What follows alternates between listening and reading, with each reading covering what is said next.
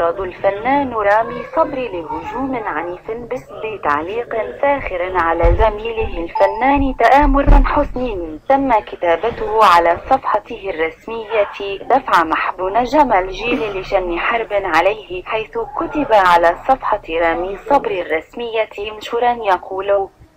كل بالراجل لرامي صبري أكثر إنجاحا من فيلم تآمر حسني، تصبح على خير. ليشن محبو تآمر حسني هجوما عنيفا ضد الأول، معتبرين إنه من غير اللائق أن ينتقد عمل لزميل له.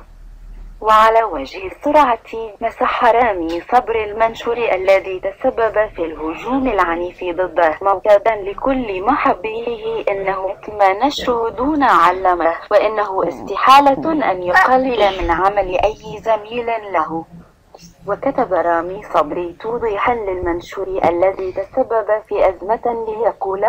البوست اللي نزل امبارح على صفحتي اللي بيخ تآمر حسني إن مسحته بنفسي عشان متحبش حد يغلط أو يقلل من نجاح حد من زميلي وتامر أخويا وصديقي ووليد المنصور منتج الفيلم أخويا وصديقي من أيام الدراسة ومن واحنا عيال، فمستحيل أبدا أنزل بوست في أسائه لحد مش أو مش أخلاقي.